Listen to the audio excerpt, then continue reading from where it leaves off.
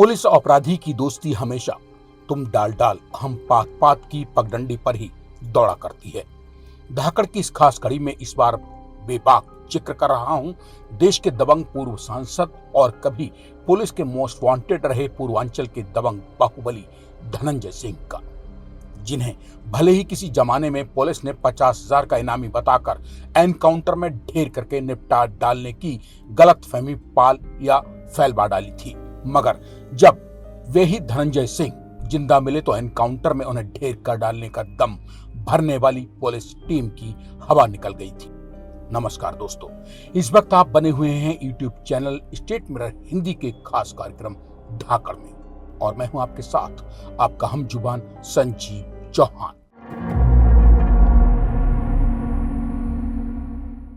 आज बेबाक दो टूक बात पूर्वांचल में अपराध जगत से लेकर दिल्ली की राजनीतिक गलियों तक में अपने धुरंधर दिमाग की कबड्डी खेलते रहने वाले बाहुबली धनंजय सिंह की, मतलब पूर्वांचल के बाहुबली नेता और बहुजन समाज पार्टी के पूर्व सांसद धनंजय सिंह, जिन्हें पुलिस ने साल 2020 में भी गिरफ्तार किया था।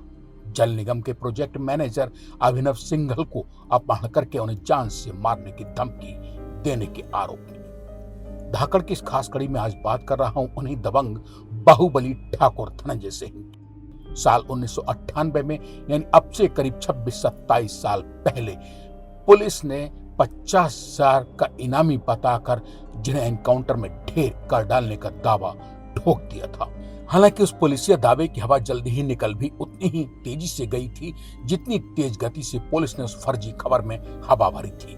हालांकि उस कथित पुलिस एनकाउंटर कांड का सच जब इन्हीं धनंजय सिंह के 5 महीने बाद जिंदा मिलने से सामने आया तो उसने उत्तर प्रदेश पुलिस को मरणासन्न हालत में लाकर खड़ा कर दिया था। दरअसल 17 अक्टूबर सन 1998 को यूपी पुलिस को मुखबिर से खबर मिली थी कि उसका 50,000 का इनामी धनंजय सिंह अपने 3 साथियों के संग भदोही मिर्जापुर रोड पर मौजूद किसी पेट्रोल पंप को लूटने वाला है। सूचना के आधार पर मौके पर पहुंची पुलिस ने मुठभेड़ में वहीं धनंजय सिंह को ढेर कर डाला था। फरवरी 1999 में, मतलब उस एनकाउंटर के 4-5 महीने बाद, दबंग धनंजय सिंह जब जिंदा निकल आए तब उन्हें एनकाउंटर में ढेर करने का दावा करने वाली भदोही पुलिस नंगी हो गई। भदोही पुलिस की बची खुची इज्जत तब सरेआम उतार ली गई जब उस फर्जी एनकाउंटर में मानवाधिकार आयोग की जांच पर 34 पुलिस वालों के खिलाफ मुकदमा दर्ज हो गया। मतलब 17 अक्टूबर 1998 को पेट्रोल पंप पर हुए पुलिस एनकाउंटर में ढेर कर डाले गए धनंजय सिंह जिंदा बाहर निकल कर आए तो यूपी पुलिस को कहीं मुंह दिखाने की जगह नहीं मिल रही थी। ये वही धनंजय सिंह है जिन्होंने किसी जमाने में जौनपुर स्थित टीडी कॉलेज के छात्र नेता के रूप में राजनीतिक गलियारों में कदम रखा था। लखनऊ यूनिवर्सिटी पहुंचते पहुंचते तो तब के धनंजय सिंह हत्या, लूट, डकैती, रंगदारी, जान से मारने की धमकियां देने सहित तमाम आपराधिक मुकदमों के वारिस बन चुके थे। एक तो करेला, ऊपर से जब धनंजय सिंह की दोस्ती तब के बाहुबली छात्र नेता अभय सिंह से हुई तो करेला नीम भी चढ़ गया। धनंजय सिंह और अभय सिंह उस जमाने में लखनऊ के एलबीएस छात्रावास के एक ही कमरे में साथ साथ रहते थे। धनंजय सिंह जब तक अभय सिंह को महामंत्री पद का चुनाव लड़वा पाते उससे पहले ही वे मर्डर के एक मामले में जेल चले गए। इन खबरों से मीडिया भरा पड़ा है। धनंजय और अभय सिंह के बीच मनमुटाव हुआ तो एक दिन जेल से ही धनंजय सिंह ने दयाशंकर सिंह को चुनाव में समर्थन की घोषणा कर दी। ये वही दयाशंकर सिंह है जो आज भारतीय जनता पार्टी के वरिष्ठ नेता और उत्तर प्रदेश की हुकूमत में परिवहन मंत्री हैं। मीडिया में मौजूद बेसिर पैर की खबरों पर नजर डालें तो अभय सिंह और धनंजय सिंह के बीच दरार की मुख्य वजह अपराध जगत में अपनी अपनी चौधराहट जमाने की चाहत और रातों रात धन्ना सेठ बनने की मैली चाहत रही। कहते हैं कि सत्ता में कोई दोस्त और कोई दुश्मन देर तक नहीं रहता है। जो धनंजय सिंह जिन अभय सिंह के साथ छात्रावास में एक ही कमरे में रहा करते थे, दोनों के बीच अदावत की खाई जब बढ़ी तो 5 अक्टूबर 2002 को रारी विधानसभा सीट से निर्दलीय विधायक के रूप में वाराणसी से गुजरते वक्त जब धनंजय सिंह के काफिले की टकसाल सिनेमा घर के करीब आमने सामने की मुठभेड़ हुई तो उसमें धनंजय सिंह के गनमैन व उनके निजी सेक्रेटरी समेत 4-5 अन्य लोग भी गोलियां लगने से जख्मी हुए थे। उस मामले में धनंजय सिंह पक्ष ने अभय सिंह और उनके गैंग के खिलाफ एफआईआर भी दर्ज कराई थी। उसके बाद साल 2007 में धनंजय सिंह ने जेडीयू टिकट पर विधानसभा चुनाव जब दोबारा लड़ा तो उनकी धाक जम गई।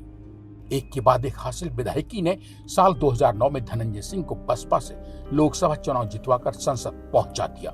हालांकि साल 2011 में बसपा प्रमुख मायावती की आंख में जब यही धनंजय सिंह खटकने लगे तो उन्होंने उन्हें पार्टी के खिलाफ काम करने का आरोप लगाकर बसपा से बाहर का रास्ता दिखा दिया। मतलब साल 2009 में सांसद बनने के बाद जब धनंजय सिंह को दोबारा संसद पहुंचने का मौका नहीं मिला तो उन्होंने साल 2012 के चुनाव में पूर्व पत्नी को विधानसभा चुनाव में उतारा, मगर बदकिस्मती से वे हार गई। उसके बाद तो साल 2014 लोकसभा और 2017 की विधानसभा चुनाव में भी धनंजय सिंह को मन महसूस कर चुनाव में हार ही मंजूर करनी पड़ी। कभी राजनेताओं, कभी राजनीतिक प्रतिद्वंदियों, कभी पुलिस और कभी खुद को मुसीबत बन जाने वाले ऐसे धनंजय सिंह की निजी पारिवारिक जिंदगी भी कोई कम उठापटक वाली नहीं रही है। उन्होंने 3 शादियां की, जिनमें पहली पत्नी ने शादी के 9 महीने बाद ही संदिग्ध हालातों में आत्महत्या कर ली। दूसरी शादी डॉक्टर जागृति सिंह से हुई, उनसे तलाक हो गया। हाल फिलहाल वे साल 2017 में पेरिस में श्रीकला रेड्डी के साथ जिस तीसरी शादी को करके चर्चाओं में आई थी, उनकी वो चर्चित शादी अभी तक बरकरार है।